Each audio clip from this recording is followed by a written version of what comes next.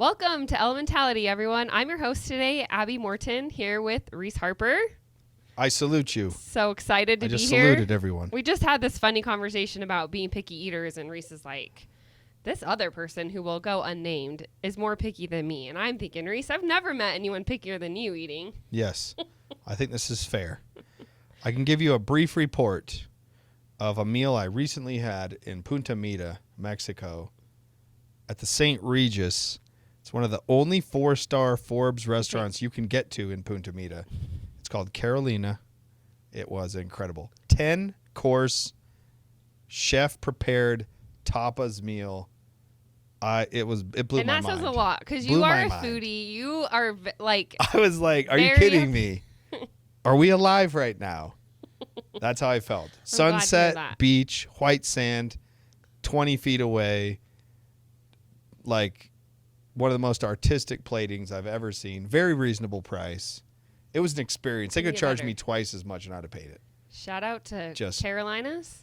It's called Carolina. Okay, there we go. But go check it out. Yeah, west of if you haven't been to Puerto Vallarta, Punta Mita's about an hour north, and you'll think you just floated up on a cloud to heaven. That's what you'll be thinking. I want to eat that kind of food. Shout out, folks. I need to hear from you. If you're interested in this conversation, I'm going to start a side hustle, Reese's email buddies. That's not true, but you can email me. Don't do that. I want to have friends to talk about all these great food meals. He's starting another blog that is all about the fun things that he eats. Board's got me locked down right now in a non-compete. I can't talk about food. Oh, dang it. You know what, though? Starting the blog, it's actually a great transition into something else I wanted to talk about today. That's a perfect transition. Was that planned? Pretty good at that. My goodness. All right. So, as you know, we're talking about different marketing activities that advisors can do and trying to give them some tips and tricks to help them be more successful in all the different types of activities. You'd think we'd have to get a marketing degree to become a financial advisor because there's so much involved, right? Yes. So today we want to talk about one of my least favorite things to actually do, but I know you are very good at it. I wouldn't say good, but I do it a lot, yes. Writing, blogging, writing papers. So let's talk about that. Like, let's define, I'm good at this. Very few people read what I write. We'll put it that way. Now, I don't know what that says about America or me or just the general state of affairs, but our intellectual rigor is in decline, folks. The last holdout is the written word. And is anyone even reading no, man. blogs I mean, and I can't even get my kids to text me a coherent sentence, let alone get them to read an article when ChatGPT can digest it. So this is a different world we're going into. However, there's great news and I believe strong encouragement for why you should continue to lean into your writing skills, whether it's taking a course or improving your short copy skills. I'd like to make the case for why I think this is such a critical part of building a firm still. Should everyone write at least at some level? Well, everyone has to write, right? As a financial advisor, you have to write. Most of what you're doing every day is email. Your email construction, the way that you write email, the tone you bring. Let's just start with email and say, wow, this is your first impression. It's your last impression, your most recent impression. There's a lot going on in an email. And I feel like financial advisors could improve a lot in the way they approach their objectives with email, probably the most experience any of us have are going to be writing emails to clients back and forth. Definitely. And that's just a really important job. I didn't even think about that aspect, right? I was thinking higher level, like writing articles and newsletters and blogging, but I think you make a really good point that even your day-to-day emails with your clients is important to do that and do it well, right? Yeah, because if you do, I have a really strong belief that the work we do with our current clients is the most important work for growth, to grow our business. It actually matters a ton that we nail the work that we're doing with our clients right now. You guys are probably familiar with the thing Net Promoter Score, where every company like says on a scale of 1 to 10, how likely are you to recommend this company to your friends? You want to like have that be a 9 or a 10 like almost every time. And every time you're doing an email interaction to service a client's request, you're having a chance to sort of leave them at a 9 or a 10. And ideally, I know that most of you here, you're probably doing a great job. And so they are leaving those interactions with really high feelings of like positive praise for you. And that's actually the moment where you want to have your call to action to them to get those referrals, to give you a testimonial, thanks to the new SEC guidelines. Make sure and follow them, folks. I am not your compliance director. But like you've got a chance to right then at every email, like in your footer, having a call to action, adding a PS, like deliver a ton of value. You've probably emailed 2 or 3 times to resolve an issue or make something happen. Hey, do you know anyone who I could do a free financial assessment for? I would love to provide them with an assessment. Here's an example of one I just did for someone. If you could forward this along to a friend, I would really appreciate it. Just make this generous offer as often as you can and do it in your, I think learning how to write in a way that leaves them feeling positive is kind of what I'm trying to emphasize here. So in your emails, you always want to think about the emotion of your email more than just the content. There's context and there's content. And the context is like how you're feeling, what energy you're bringing to the composition of the email. If you're angry, if you're frustrated, if you're like rushed and hurried, they will feel that from your email.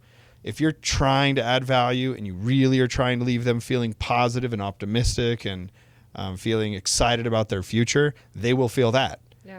From the sign out on your email, instead of like, hey, I remember like 10 years ago, I had like a CPA who I love dearly write me an email that ended with warmest regards.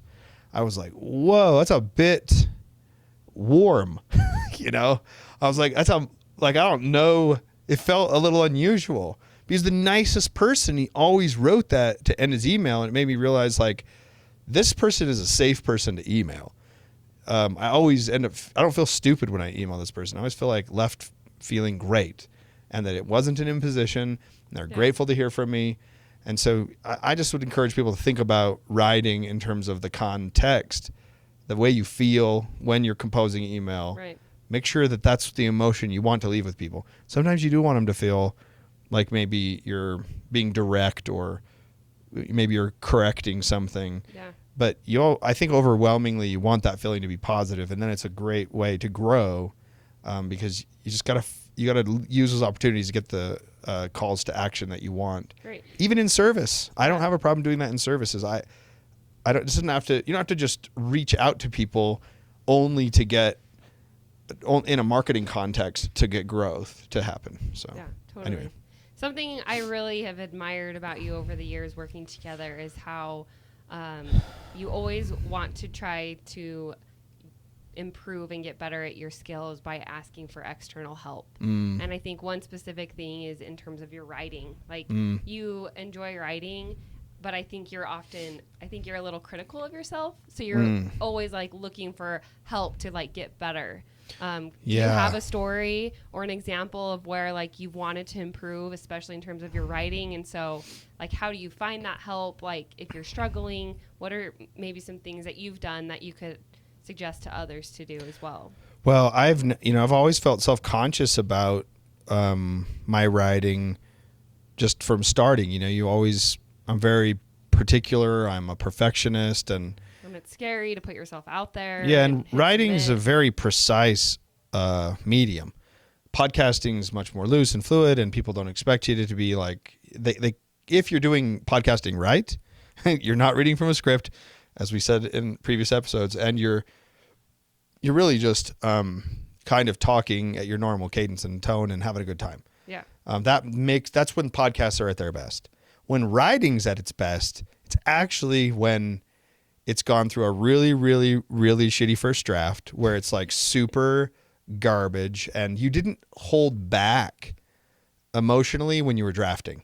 You dumped it all onto the page. You said everything that was in your heart, everything in your mind, everything that you were feeling, and you knew it was safe because you weren't going to share it with anyone.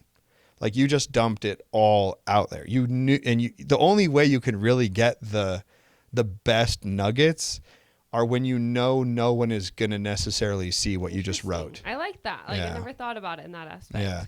Just like this first thing, no one's going to see it.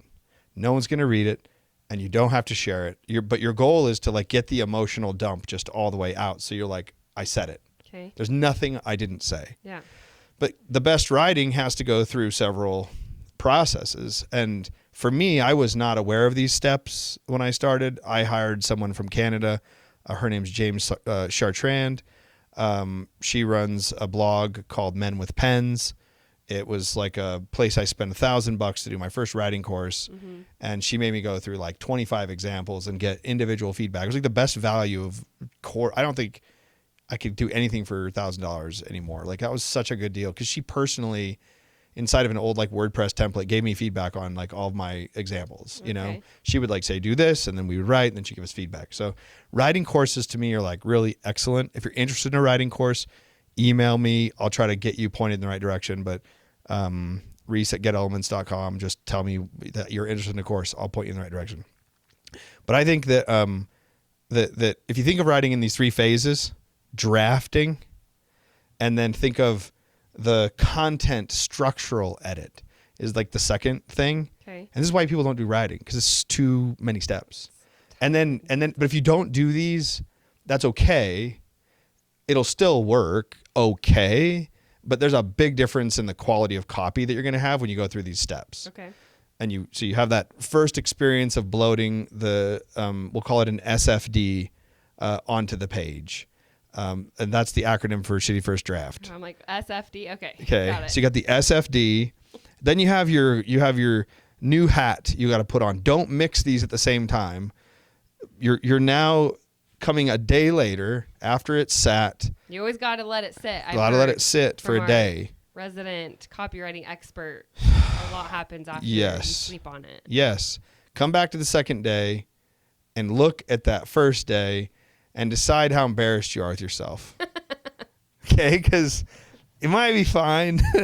This is where the struggle is for me, is how harsh am I to, because in my best self, my best first draft self, I put a lot out there that I shouldn't probably say because I was being the most open, the most vulnerable. But don't people want that? Yes, they do. The best writing is the most open, the most vulnerable, the most sharing of your weaknesses, not self-aggrandizing, not telling them how amazing you are, not telling them they should all listen to you because you've got it all figured out. Like, you're just trying to be the most accessible, simple, helpful person, and you're sharing everything you can. The next day, you're putting on your writing hat, your editor hat, structurally, not down at the granular level. You're kind of looking. This is my process, and not everyone's going to follow it. Okay, so keep in mind this isn't like the academic process for writing. This is just my process. Reese Harper's writing process, and it might not be work for you, but I've read other people's writing processes. They're not that far off from this. Okay, but the second draft for me is like, can I make a quick outline of what just happened here? And does it make sense? Like, can I just do 5 bullets of an outline or 6 bullets of an outline? So you're reading it and you're like saying it should be kind of this shape. And you're trying to guess if you're missing anything really critical. You're still not fixing it all.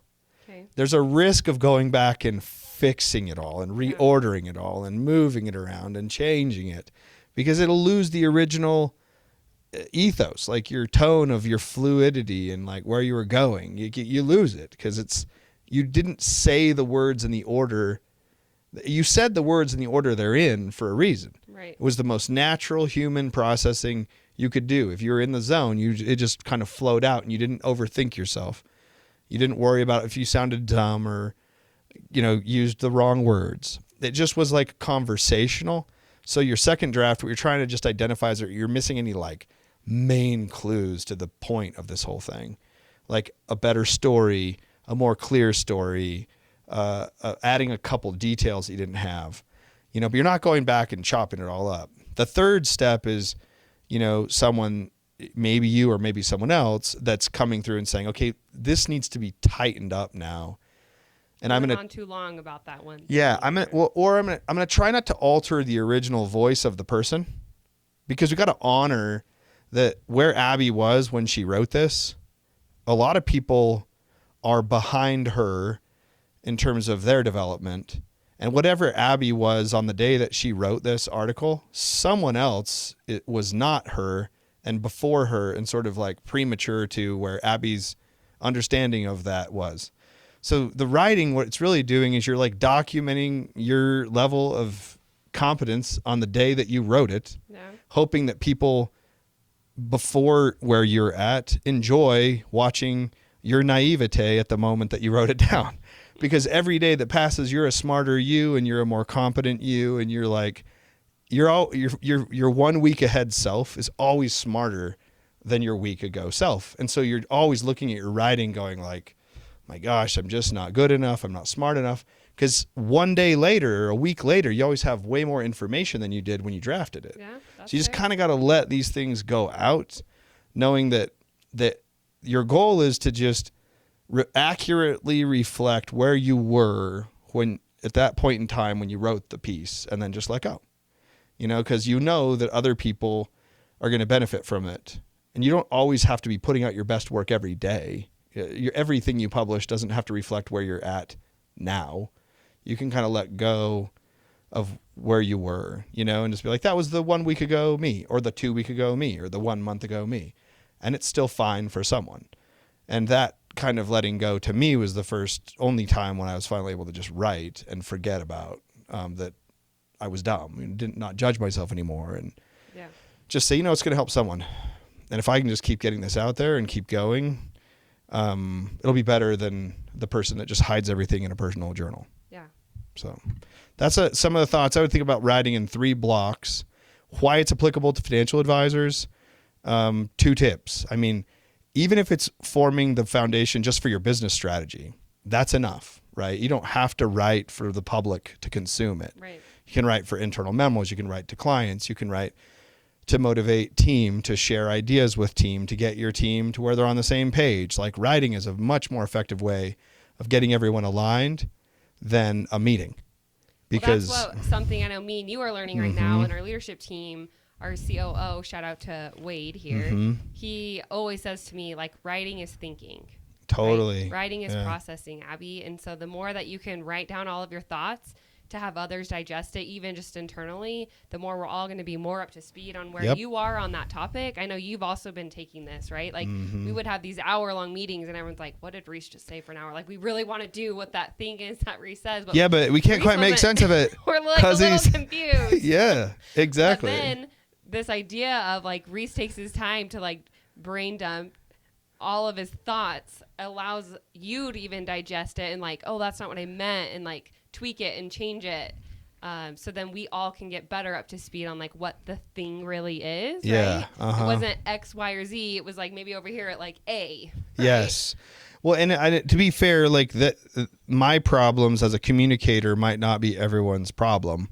Like, I really benefit from from writing a lot to shape my ideas. It helps me, and I think it helps our team. Like, I don't even think it's bad communication. I think it's just an easy way for everyone to, like, be on the same page. Exactly. A great way for whoever's writing that thing down to be able to get their thoughts out on paper and to, like, see it on the screen. And it's a great way for you to solicit criticism, if you want to call it that, or constructive feedback, disagreement, dissension. Like, you want which are all good things. Which are all great things. In businesses, right? I'm hoping that's what happens when I share something. Is like, Matt disagrees, Wade disagrees, you disagree. Carl disagrees. I want disagreement. More than I want. Like, I'm looking for areas of disagreement. Yeah. So that I can decide where I might be needing to reshape some of my thinking. Yeah. Well, Wade said the other day, Abby, can you write up a proposal for us to just rip it all apart and to come out with something completely different at the end of the meeting? Yeah. Like, that's how you go into writing sometimes. Is like, I'm writing this down to know it's going to be picked apart and torn apart. and reconstructed. And that yeah. has to be okay, but it's hard as the person It doing is, it, right? yeah. To like be vulnerable, to like allow your thing to be ripped to shreds. Yeah. It's a little bit harder when it's like a personal piece about the perils of parenting, which I published on Saturday or Friday. Like when you're putting out a piece about your own like weaknesses as a human, that's a little more biographical. Or autobiographical or whatever that would be. It's a bit more scary than like a team memo, but they're both still vulnerable. Like I feel like anytime someone writes something and then it's like edited, it's like there's a worry. I found that with Chat GPT-4 and you know, even GPT-3, like we can use audio transcriptions a lot better than we used to be able to use them. Totally. So that's going to change like audio.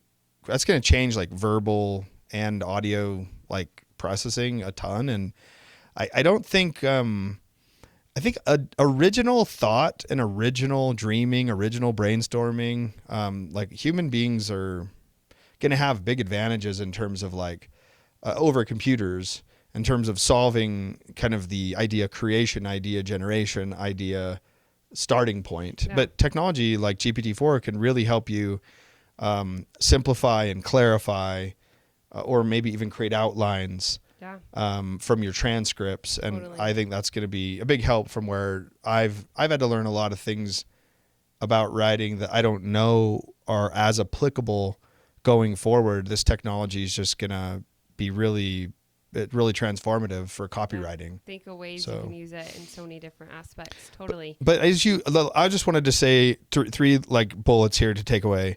One, you need to be able to understand short form copy in order to do effective social media. Like social media is short form. It's a totally different style. You have to have gone through the long form writing process to be able to get to the little punchy ideas that really are effective in social media. So I think writing really does. Learning to write helps your social media a ton.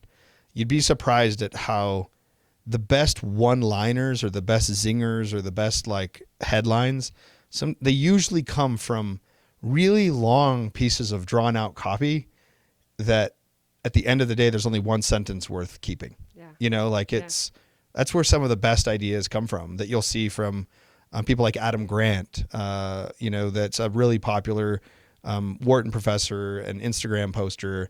Like he's, you know, I could give you a list of 10 people, but like their process is long form copy that results in a social post. Okay, so long form copy helps you social posting. Like what other quick? We said internal media, internal memos and communications are essential.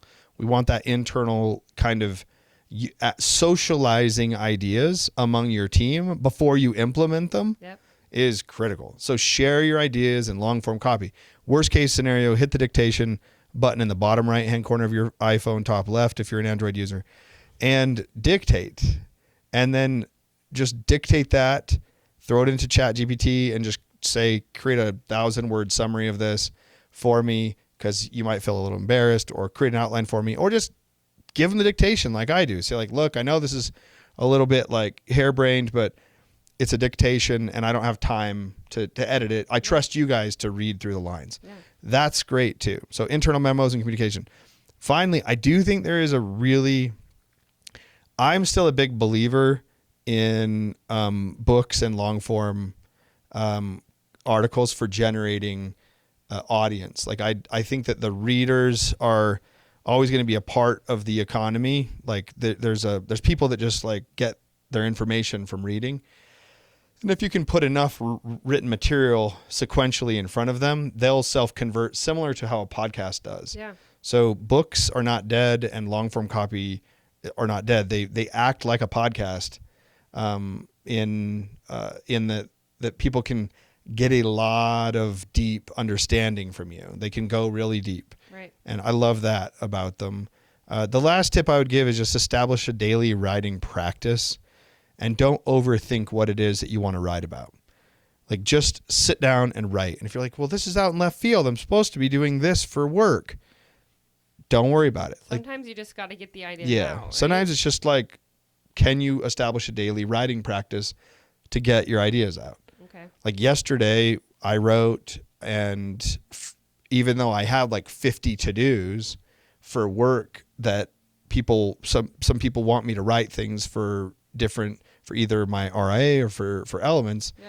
Like all I wanted to talk about yesterday was hot air balloons, so Really? I just wrote about hot air balloons, Now I didn't publish it yet, but like in order to fulfill my daily commitment to writing, yeah, that was all I really had energy to write about. Have you found as you've done this daily commitment, like it's making you a better writer? No. In the work aspects you need to? It's not. It's not I helping. thought you'd say yes kidding. and be a little encouraging for everyone. No. That would be bad if that was my answer. But it is better. Yes. Like I don't think you can get better without a more regular writing practice. So it's probably the point. If you don't write something where it's your own idea, it can't just be like a memo answer to someone. Write something down that is your idea once a day, and that's something you're thinking, and dictate it if you don't want to type it, and put it in an audio file, but just get the words out as close to what's in your heart as possible, and don't overthink, because no one has to listen to it. This can be private. You don't have to share it, but every day the practice will help you become a better writer. All right. I like it. This whole episode went a completely different direction than I thought. Oh, good. You're I hope it's good. Keeping us on our toes. Okay. But honestly, I think there's some great tips and takeaways from this, improving your own internal team as well as like how you can help your clients in terms of writing. So, if you want to read one book, I would recommend Clarity. Style. I think it's Clarity and Style. I'm just like forgetting this now off the top of my head. I was like really excited to share this from 2 minutes ago when you said it. Tad, you're gonna have to redo this edit. Style. Shoot, they're gonna want this. This is very helpful. Oh, this is like a college textbook that I really thought would be helpful. Not really, it's an accessible book, Abby. You'll want this. Wait, really? It's not a college textbook, but felt like it. I just finished it and it's gone. Who's the guy that edits this that's going to be really mad at us? Oh, no, I got it. Okay. Yeah, I just tell him where to cut. Okay, that's right. I forgot. Okay. How do we bring it back? Last tip before we go away is if you want, I would really recommend learning something I didn't learn early enough. There's a time for long extended form, and it actually has a place, and it's fun. And that's in articles and books and even in podcasts. And there's a time for brevity and like clarity. And I think the hardest skill for any of us is learning how to be brief and clear. Yeah. And taking Twitter. all it's of all of us do that, it's so hard. Yeah, Twitter's a good example. I mean, that's why I love that as a social network. I'm just like, thank you. So many constraints to like improve the efficacy of communication. Problem is, sometimes short stuff isn't that insightful. So give and take, but at least you give you a chance. If you can't be brief and insightful, it's unlikely that you're going to be able to be long-winded and insightful, right? So there's a college book that a lot of universities teach from. It was written by a guy named Joseph Williams like 15 years ago. And at that time, if you got an old copy, we're talking like it's been through 15 editions, but it's got 10 lessons to teach you how to be more brief and more clear. It used to be called Style Toward Clarity and Grace. Now it's just called Style Lessons in Clarity and Grace. But same author, Joseph Williams. It's a paperback. Go back. I can't recommend anything before. The only one I've read was, I think, version 9. It's in the 12th edition now. Okay. So you got 9th edition to 12th edition you can pick from that I think is still valuable. But it's just little exercises to take, sort of improve your clarity. It'll make you break down things and really understand how you're communicating. And I think that if you could say it in like a 4-sentence, paragraph and have it be really clear and kind of let style not be so much the factor. Like don't think about writing in terms of style initially. Yeah. Just think about it in terms of clarity. Then you can start to break down all these bad habits that we've gotten into over 20 years of There's been a lot of The social teachers wanting you media. to write the 10, 30 I page know, paper, dude. right? Now it's like, write me the Yeah. 1 page paper that Yes. makes sense. Right? Yeah, it's great. So anyway, I hope everyone enjoys picking up some writing if you haven't done it in a while. Awesome. Thanks, Reese. Yep. Carry on.